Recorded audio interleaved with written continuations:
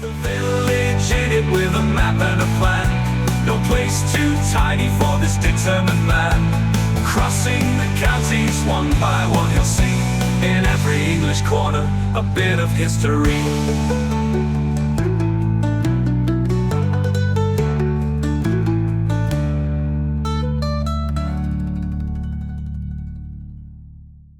The North Kesteven series is sponsored by Gainsborough Cycles 01427 617 752. For all your cycling needs, this is your one-stop shop located at 20 Ropery Road, Gainsborough, or online at gainsboroughcycles.com. There's a link in the description. Gainsborough Cycles, ask for Trevor Halstead.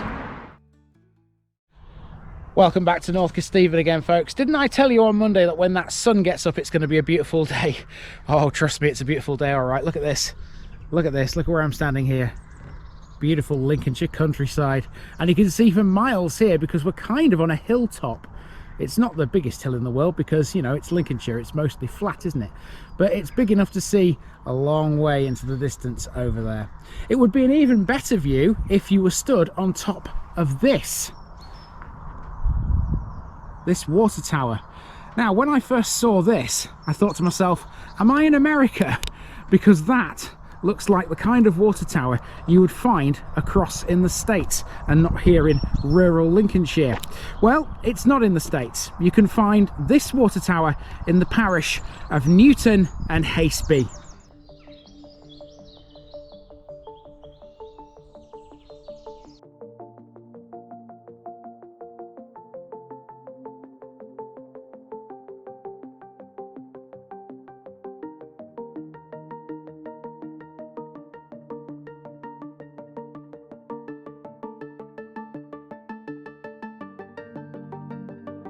Newton and Haceby, New Farm and Hadders Farm. Today in North Kesteven we're continuing with the villages just off the A52. You get two for the price of one in this episode. This is Newton and Haceby, which occupies a tract of land to the south of the A52 and to the west of a minor road running between Sleaford and Fokingham. Whilst on the face of it this one may appear to be something and nothing, there are some surprising bits in both of these tiny places, and there's some equally surprising stories to go with them. In Newton we'll see the beautiful church of St Botolph, which was only restored 38 years ago. Newton also has a pub called the Red Lion, the only one in the parish, which has served the area since at least the 19th century. Newton's old school is described as an ambitious building in some records, and when you look at it you might understand why. Between Newton and Haceby there are three massive woodlands, and upon reaching Haceby itself we'll learn more about its deserted medieval remains. Haceby's church is redundant, but it has some excellent artwork in the form of a royal coat of arms and some ancient graffiti going back to the mid-1600s. Be careful in Haceby's church though, folks. Don't go preaching in it because you might get beaten black and blue if you do. In all, this is one of those parishes which has a lot more than first appears, and goes some way to proving that the hidden depths of rural Lincolnshire hold stories you would never believe. Is it any wonder I love my home county? Come with me as we tick off yet another North Kesteven parish off this ever-shrinking list. We start our journey around Newton and Haceby in Newton. This is the larger of the two villages, and it's a nice, easy, circular walking route here. Lovely. Both villages have churches, and Newton's is dedicated to St Botolph. The history of a church building in Newton goes back to at least 1087 because one was recorded here in the Domesday Book. This isn't that building though. It's an excellent example of early English architecture, and it dates from the 14th and 15th centuries, and it's built on the site of that earlier church. St Botolph's has a tower arch with both a Norman and an early English shaft, as well as a pointed arch possibly rebuilt from pieces of an old chancel arch during the restoration by Kesteven Parish in 1865. Otherwise, the tower is early English with a perpendicular bell stage. The south chapel dates to the late 13th century and the chancel dates to about 1300. It was for a time, within living memory, in a state of disrepair until it was extensively restored in 1987. During the restoration, 5 bells were hung instead of the previous 3.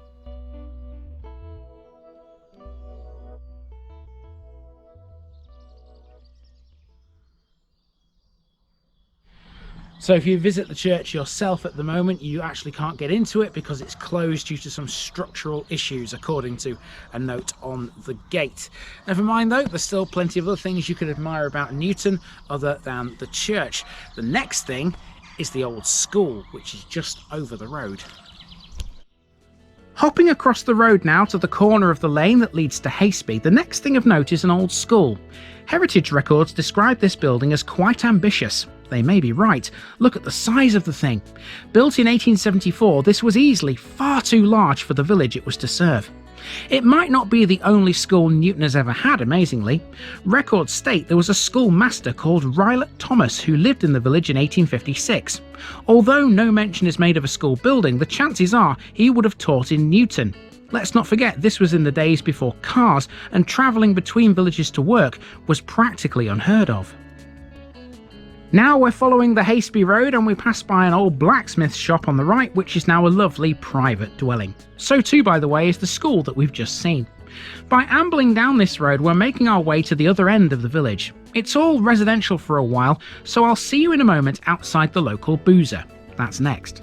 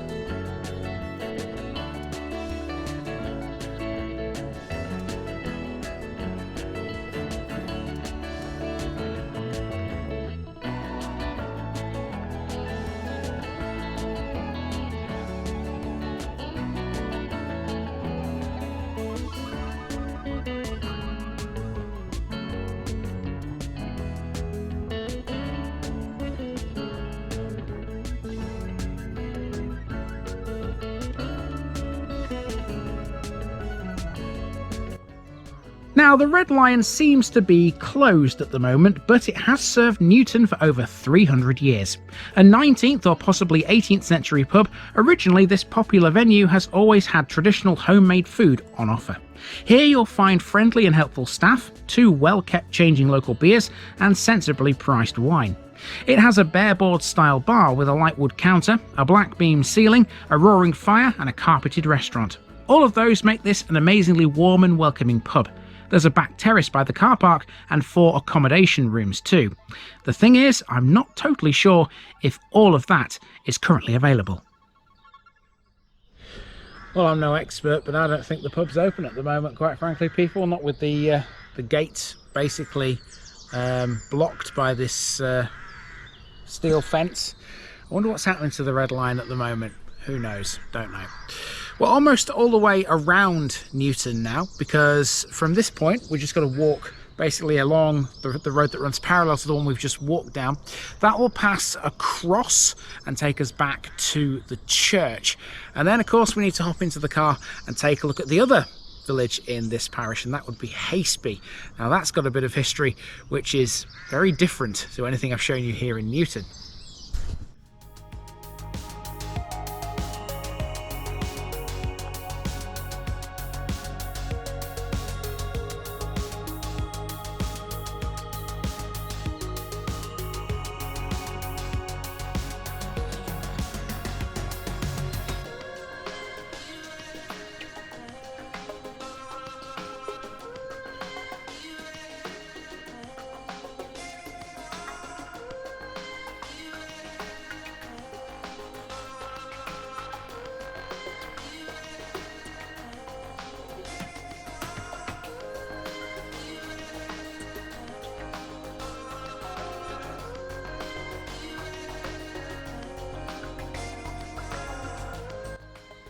After walking along the top lane, the road linking us back to the church, we come to the village green. Upon that there's a cross. Not a lot is known about this one, but we do know it's 19th century and not ancient. This is the ideal place to bring this main walk to a close.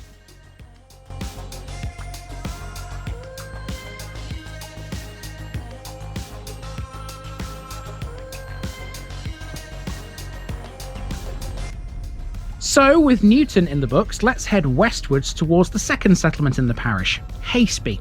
Between the two, the surroundings change somewhat. So far, we've been in the midst of some open fields, but travel along this lane and things start to get a bit more leafy. There are 3 distinct patches of woodland between the villages. These are Newton Wood, Haceby Great Wood and Haceby Little Wood. Not a lot is known about any of them, but Newton and Haceby Great both have some great footpaths that slice their way through the many trees. That makes them ideal for dog walking. Hidden between the two is a woodkeeper's lodge. Like Newton, Haceby too is first mentioned in the Domesday Book. The land within it belonged to several people, namely Gilbert de Gant, Colswain, Waldin the Breton, Odo the Arblaster and Guy de Crayon. We've heard a couple of those names before. The word Haceby contains both Old Norse and Old Danish elements and probably means had or hadders farmstead or village. Haceby used to be its own parish. In the early 18th century there were 11 families resident. Its population rose to a peak in 1851 when it recorded 79 souls, but now it's much closer to being deserted than it is to being a thriving community. Speaking of desertion though, it was bigger at one time. Slight traces of stone walls and a few shards of medieval pottery were found during the levelling of some deserted village remains to the east of the church, either during or prior to 1977. The remains of the medieval village are best seen from the churchyard, but it's not all that clear.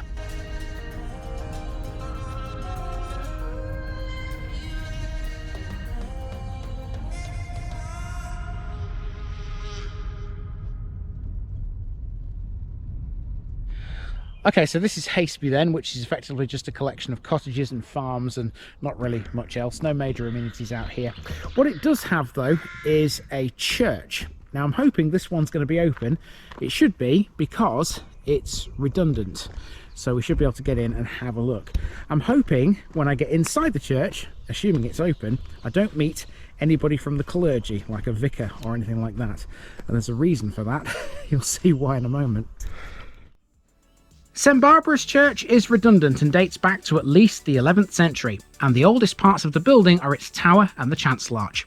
The exact date of its construction isn't known, but it was definitely built after the Norman conquest. As such, a rare Norman arch survives inside the building. Also of note internally is a rare wall painting of the royal arms of Queen Anne. It was painted over a 15th century doom or Day of Judgment depicting the harrowing of hell. On the right of the scene you can make out the figures of sinners being pitchforked into hell by a demon. This scene was meant to vividly portray the outcome of a life of sin to the largely illiterate population. That's not the only artwork of note in here. As you pass through the porch you can pause for a second to find a series of 17th and 18th century graffiti carvings over the lintel of the west window. The oldest piece of graffiti displayed here dates from 1677. There are over 120 different examples of graffiti in this church in total, including 2 depictions of windmills, a clear indication of just how important mills were to the rural population.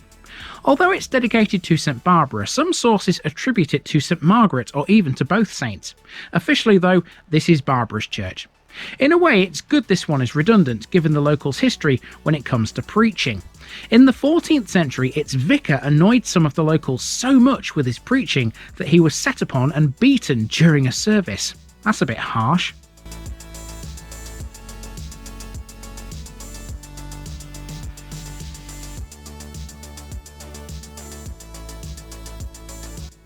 At the back of the church you can see the remains of Haceby's medieval extent, to a limited degree at least. The earthworks you can see here lie to the north and northeast of a moated site, and they're almost certainly settlement remains. This complex probably once had a village green with a pond to the south of the church, part of which still remains as an open space.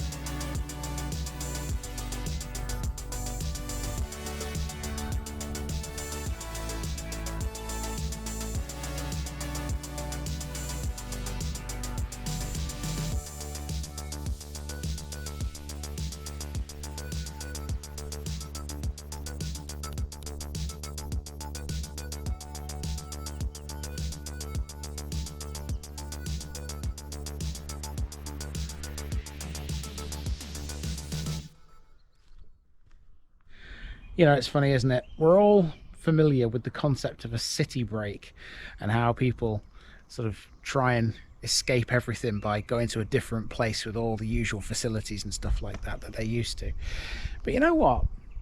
I don't like the idea of those. I'd much rather be in a place like this for a break, where there's absolutely nothing. You're just at one with nature and at one with, well, history, I suppose. It's just who I am. I felt a little sorry to be leaving this one behind, to be honest. I really enjoyed my visit to Newton and Haceby. If the next one is half as good as this, I'll be happy. I already know it will be, though. Coming next is one that's a real humdinger when it comes to how to pronounce its name. Luckily, I'm not falling foul of that old chestnut. I know how to say this next one. I'll see you there.